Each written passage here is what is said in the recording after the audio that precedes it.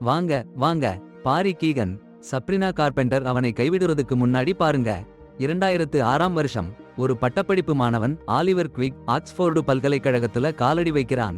அடடா, கல்லூரி மாணவ மாணவியோட கொட்டும் கூட்டம். சும்மா சொல்லிடாதீங்க. கேம்பஸ் முழுக்க பழைய நண்பர்கள் சந்திப்பு. கோடை விடுமுறைக்கு பிறகு ஒருத்தரை ஒருத்தர் பாக்குற சந்தோஷம். புதுசா வந்தவங்க தங்க இடத்தை தேடி அலைற அலங்கோலம். ஆலிவர் அவன் அறைக்கு போறான். அப்போ ஒரு கூட்டம் அவன் கோட் டை எல்லாம் கலாய்க்குது. ஆனா அந்த உடைகளும் சாப்பிடல்னு சொல்லுங்க. சரி, இறுதியா அவன் அறைக்கு போய் உடைகளை மாத்திக்கிட்டு இருக்கான். ஜன்னல் பக்கம் ஒரு கூட்டம் பேசுற சத்தம். பார்த்தா அவன் கோட் டை கலாய்ச்சவங்க.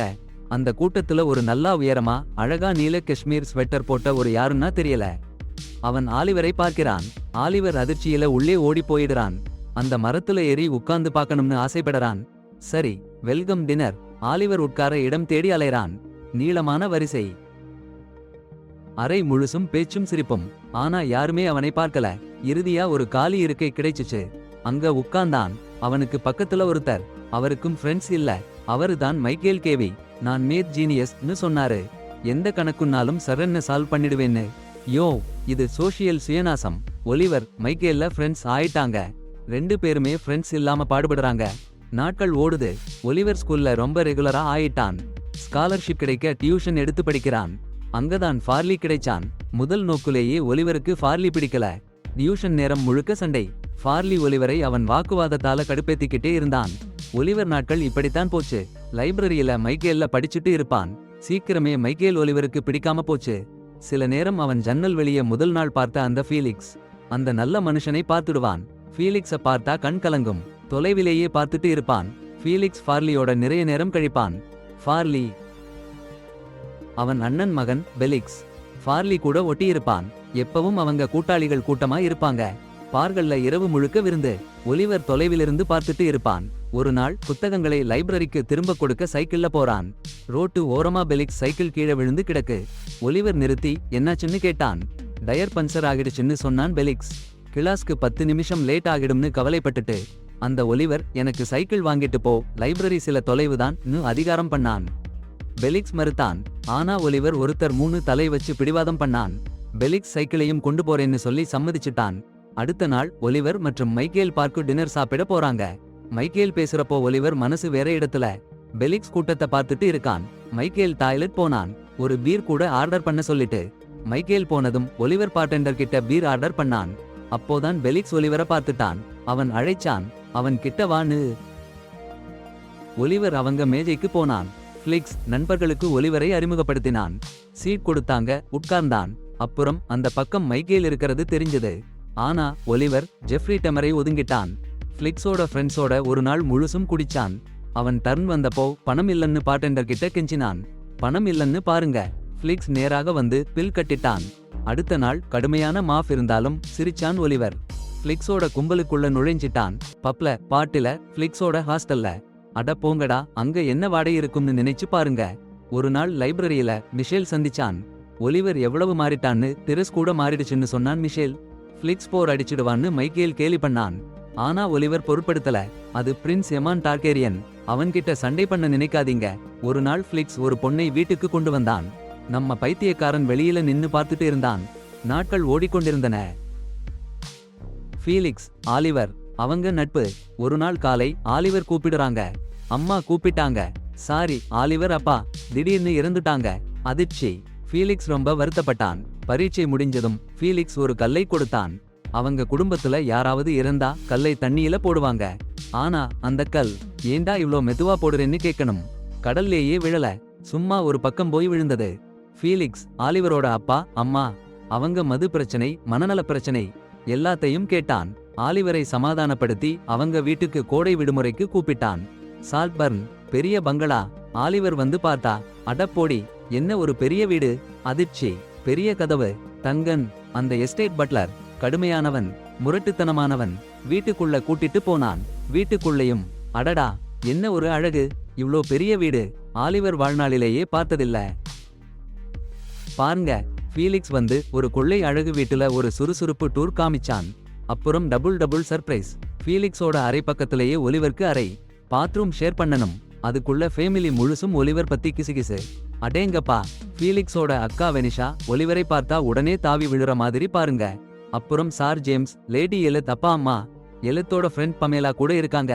ரஷ்ய கோடீஸ்வர பாய் ஃப்ரெண்ட கிட்ட இருந்து ஒளிஞ்சி இருக்கா. அட அந்த லேடி எலித் சின்ன வயசுல இருந்து பார்க்க கேவலமா இருந்தா கொள்ளை பயமா இருக்குமாம்.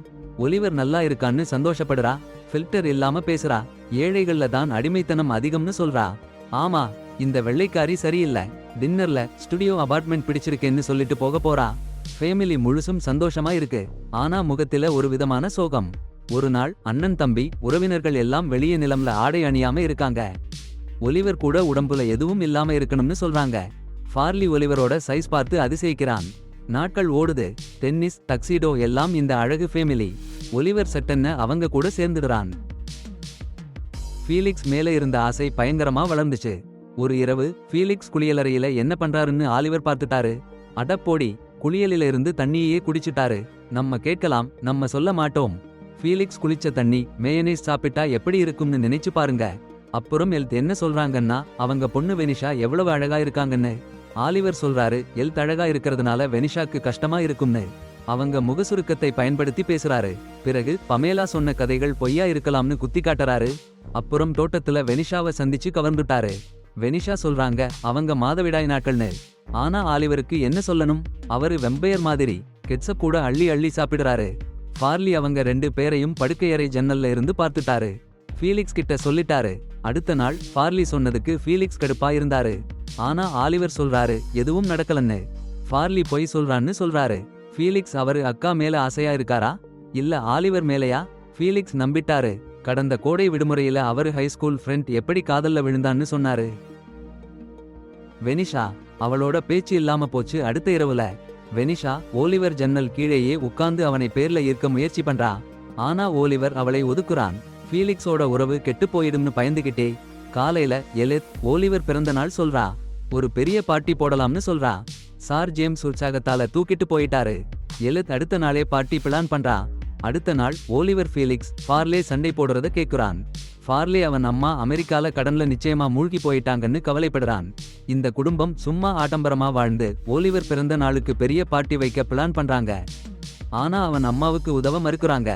அந்த இரவு விருந்தினர்கள் எஸ்டேட்டுக்கு வந்தாங்க. சும்மா சினிமா பாட்டுல காரோகே பாடினாங்க. ஓலிவர் ஃபார்லே கிட்ட வெனிஷா விஷயத்தை ஃபீலிக்ஸ் கிட்ட சொன்னதுக்காக சண்டை போடுறான்.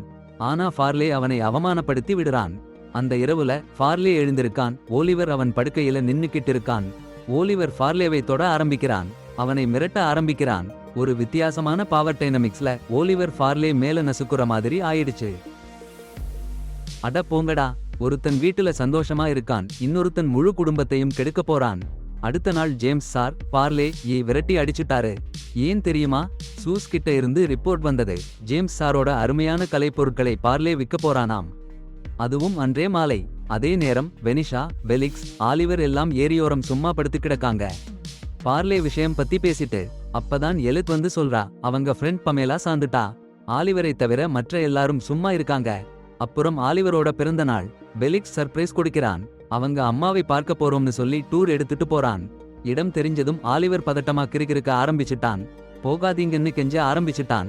ஆனா பெலிக்ஸ் ஒருத்தரையும் கேட்கல. உன் பிறந்த நாளுன்னு சொல்லி அம்மாவை சந்தோஷப்படுத்தணும்னு பிடிவாதமா இருந்தான். பிரஸ்காட்ல இருக்க குடும்ப வீட்டுக்கு போனாங்க. அங்க ஒரு பொண்ணை பார்க்கிறான் பெலிக்ஸ். ஆலிவர் சொன்ன மாதிரி ஒண்ணுமில்லை. சும்மா ஒரு வெள்ளைக்காரி இல்ல. அது மட்டுமில்ல, ஆலிவரோட அப்பா உயிருடன் இருக்கிறாராம். அவங்க ஏழையா இருந்ததெல்லாம் போய் இன்னொரு வெள்ளைக்கார பொய்யா. சப்ருப்ல இருக்கிற அந்த பணக்கார பையன் பெலிக்ஸ் ஆலிவர் பொய் சொன்னதுன்னு தெரிஞ்சு அதிர்ச்சியும் கோபத்தோடும் நடுங்கி போயிட்டான். ஆலிவர் ஏமாத்தினதுக்கு ரொம்ப கோவப்பட்ட பெலிக்ஸ் பாட்டியிலிருந்து ஆலிவரை உடனே ஓட சொன்னான். பாட்டியை கேன்சல் பண்ண முடியாதுன்னு சொல்லிட்டான். சரி, விருந்தாளிங்க வந்துகிட்டே இருக்காங்க. சூரியன் எழும்போது எஸ்டேட் முழுக்க நிறைய ஆளுங்க. எங்கேயும் விருந்தாளிகள் நிறைய. அவன் பிறந்த நாளுன்னாலும் ஆலிவர் சோகமா ஒருத்தனா வலம் வந்தான். பெலிக்ஸை தேடி அங்கும் இங்கும் அலைஞ்சான். கடைசியா ஒரு சின்ன டாய்லெட்ல சில விருந்தாளிகளோட பெலிக்ஸ் ஒழிஞ்சு உட்கார்ந்திருந்தான். அவனை சொந்தமா விட சொன்னான் பெலிக்ஸ். தோற்றுப்போன ஆலிவர் ஒருத்தனா மது அருந்திக்கிட்டே இருந்தான். அந்த நேரம்ல பெலிக்ஸ் ஒரு பொண்ணோட மேஸ் போறத பார்த்தான் ஆலிவர். அவங்க பின்னாடியே போனான். பெலிக்ஸ் ஆலிவர் பார்த்துட்டு இருக்கான்னு தெரிஞ்சு கடுப்பா போயிட்டான். ஆலிவர் அவன் மனசுல இருக்கிறத சொன்னான். ஆனா பெலிக்ஸ் அவனை திருப்பி அனுப்பிட்டான். ஆலிவரோட செய்கையால கஷ்டப்பட்டான், கன்ஃபியூஸ் ஆனான். அடுத்த நாள் காலையில கீழே ஒரு சத்தம் கேட்டு ஆலிவர் எழுந்தான். பணியாளர்களோடு முழு குடும்பமும் பெலிக்ஸை தேடி எங்கேயும் ஓடி அலைஞ்சாங்க. வெனிஷாவும் ஃபார்லியும் கவலையோடு காத்திருந்தாங்க. ஏரியை சுத்தி அவனை தேடி அலைஞ்சாங்க. இன்னொரு பக்கம் எலித் அந்த பக்கத்துல இருக்கிற குழப்பமான பாதையில ஃபீலிக்ஸை தேடி அலைஞ்சான். ஒலிவரோட பால்கனியில இருந்து ஒரு அலறல் சத்தம் எஸ்டேட் முழுக்க ஒலிச்சு. அது எலித். அவ ஃபீலிக்ஸோட சடலத்தை கண்டுபிடிச்சா. சும்மா கண்டுபிடிச்சா இல்ல, முழு குடும்பமும் அந்த பாதைக்கு ஓடி வந்தாங்க. அவள் துயரத்துல முழு குடும்பத்தையும் காலை உணவுக்கு தயாராகுற மாதிரி கட்டளையிட்டா. போலீஸ் வர்றதுக்கு முன்னாடி காலை உணவு மேஜையில எல்லாரும் அதிர்ச்சியில. பார்லி பை சாப்பிடவே முடியல. வெனிஷா ஒரு கிளாஸ் வைன் ஊத்துறப்போ கை நடுங்கிடுச்சு. எலித் எல்லாம் சரியா இருக்கிற மாதிரி நடிச்சா. ஒலிவர் இருக்கிறத பார்த்து பார்லி அவனை ஏன் இன்னும் இங்கே இருக்கிறான்னு கேட்டான். ஃபீலிக்ஸ் இல்லாம போக சொன்னான். ஒலிவர் பதிலா பார்லியோட போதை பழக்கத்துக்கும் ஃபீலிக்ஸோட சாவுக்கும் சம்பந்தம் இருக்குன்னு குறிப்பு விட்டான். இதை கேட்டு ஜேம்ஸ் பார்லியை எஸ்டேட்ல இருந்து வெளியேற்றிட்டான். அவனுக்கு எல்லா நிதி உதவியையும் நிறுத்திட்டான். ஃபீலிக்ஸோட இறுதிச்சடங்கு முடிஞ்சு எல்லாரும் போன பிறகு ஒலிவர் ஃபீலிக்ஸுக்கு அழுதான். பின்னாடி ஃபீலிக்ஸோட சமாதி மேல அவன் செய்த காரியத்தால ஃபீலிக்ஸ் சமாதிக்குள்ள உருண்டு புரண்டு சுத்துறான். அது என்ன விதமான அசிங்கம் இது? அப்புறம் சரி பாருங்க, எஸ்தர் சொல்றாங்க ஒலிவர் சால்பர்ன்லேயே இருக்கணும்னு. அவனும் சரின்னுட்டான் அந்த இரவே. அப்புறம் என்ன நடக்குதுன்னா, பாத்ரூம்ல ஃபிளிக்ஸ் கூட வெனிஷா குளிச்சுக்கிட்டு இருக்கா. கொஞ்சம் மது அருந்திட்டு ஒலிவர் அவங்க குடும்பத்தையே கலைச்சுட்டான்னு அவள் குடிபோதையில் சத்தம் போடுறா. அவளை கவர்றான்னு முயற்சி பண்றான் ஒலிவர்.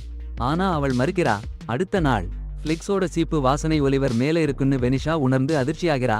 அப்புறம் என்ன நடக்குதுன்னா, பாத்ரூம்ல அவள் ரத்த குட்டையில கிடைக்கிறா. தற்கொலை பண்ணிக்கிட்ட மாதிரி இருக்கு. சந்தேகம் இருக்கு, பூனையோட விஷம் இல்ல. அடுத்த வாரம் இன்னொரு சடங்கு வெனிஷாவுக்கு. சாரி, இந்த தடவை ஒலிவர் சமாதி மேல போனே இல்ல. எஸ்தர் மறுபடியும் ஒலிவரை அவளும் ஜேம்ஸும் குழந்தைகளோட சாவுல இருந்து எழுந்து வர சொல்றாங்க. ஒலிவர் சால்பர்ன்ல இருக்கிறதுல ஜேம்ஸ் கொஞ்சம் சந்தேகம் வைக்கிறான். அவங்க இருக்கிற நெருக்கம்லையும். சோ ஒலிவரை பணம் கொடுத்து அனுப்ப முயற்சி பண்றான். ஆனா ஒலிவர் எடுக்கல. அதனால ஜேம்ஸ் அவனை அங்கிருந்து அனுப்பி வைக்கிறான். பல வருடங்கள் கழிச்சு ஒரு பேப்பர்ல ஜேம்ஸ் சாக்கர விஷயத்தை ஒலிவர் படிக்கிறான். ஒரு கஃபேல எஸ்தரை சந்திக்கிறான். அவளுக்கு ரொம்ப சந்தோஷமா இருக்கு. சால்பர்னில் ஒலிவர் கூட பல மாசம் இருந்த பிறகு அவன் கூட திரும்பி வரணும்னு எலித் அடம் பிடிச்சா. அப்புறம் அவ சாவறதுக்கு முன்னாடி கடுமையான நோய் வந்துட்டா. சாவு படுக்கையில படுத்திருக்கும் போது ஒலிவர் வெளியில வந்து எல்லாத்தையும் சொன்னான். அவன்தான் சால்பர்னில் நடந்த அந்த பேய் விளையாட்டுகளுக்கு காரணம்னு. ஒக்ஸ்போர்டில் ஃபீலிக்ஸை சந்திச்சது அவன் திட்டம். ஃபீலிக்ஸோட டயரை அவன் தானே சிதைச்சு புதுசா பஞ்சர் பண்ணி பிறகு விஷம் கலந்து கொடுத்த ட்ரிங்க் குடிச்சு ஃபீலிக்ஸ் சாகுற மாதிரி பண்ணினான். அப்புறம் அந்த மிதப்பு வீட்டில் ஃபீலிக்ஸுக்கு நிராசை ஏற்பட்ட பிறகு வெனா குளிக்கிற டப்பியில சீப்பு வைச்சான். பார்லியை எஸ்டேட்ல இருந்து வெளியே போக சொல்லி அவன் தானே ஃபேக் மெயில் அனுப்பினான். எலிசபெத்தை காஃபியில சந்திச்சதும் அவன் திட்டம்தான். அவளை சால்பர்ன் வர வச்சு பல மாசம் கழிச்சு அவ எல்லா சொத்துக்களையும் ஒலிவருக்கு எழுதி வச்சுட்டு போட்டா. அவன் எலித்தோட வெண்டிலேட்டரை நிறுத்தி சால்பர்ன் மட்டும் இல்ல எல்லா சொத்துக்களையும் அவன் கைப்பற்றிட்டான். அப்புறம் அவன் நாக்னா ஆடிட்டு இருக்கிற காட்சி. கொலை நடந்த டான்ஸ் ஃப்ளோரில். அவன் உடம்பு எவ்வளவு பெருசுன்னு எல்லாரும் கமெண்ட் பண்ணினாங்க. ஆனா உண்மையிலேயே அது எப்படி இருந்துச்சுன்னு தெரியல.